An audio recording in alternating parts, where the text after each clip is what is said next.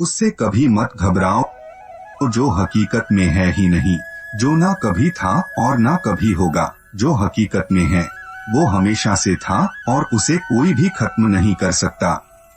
दो तरह के लोग इस दुनिया में स्वर्ग के भी ऊपर बसे हुए होते हैं।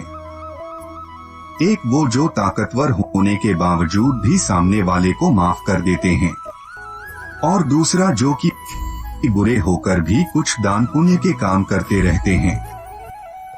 जिस तरह से तेल के खत्म हो जाने पर जला हुआ दीपक भी बुझ जाता है, उसी तरह से कर्म के कमजोर हो जाने पर भाग्य भी खराब हो जाता है। जिस तरह से सूखी पड़ी लकड़ी के साथ मिली होने पर गीली लकड़ी भी आग से जल जाती है, ठीक वैसे ही गलत लोगों के साथ बनाने से सज्जन लोग भी एक न एक दिन दुख जरूर भोगते हैं। सिर्फ मन ही वो होता है जो किसी को भी आपका दोस्त और दुश्मन बना सकता है। एक ऐसा इंसान जो अपनी सभी इच्छाओं को छोड़ देता है, वो फिर हमेशा के लिए मैं और मेरा की इस लालसा और भावना से बिल्कुल मुक्त ही हो जाता है। और वही एक होता है जिसे की परम शांति मिल पाती है। सच्चा धर्म हमारे लिए है कि जिन भी बातों को व्यक्ति अपने लिए अच्छा नहीं समझता, उसको फिर वही सब कभी दूसरों के लिए भी नहीं करना चाहिए। कभी भी किसी का भी सहारा लिए बिना कोई ऊंचा नहीं चढ़ सकता, इसीलिए सबको हमेशा किसी प्रधान सहारे का ही सहारा लेना चाहिए।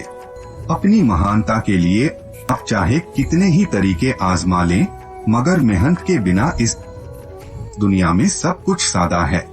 जीत की इच्छा रखने वाले शूरवीर अपनी ताकत और पराक्रम से वैसी जीत हासिल नहीं कर सकते जैसी कि वे सत्य, सज्जनता, धर्म और उत्साह से प्राप्त करते हैं।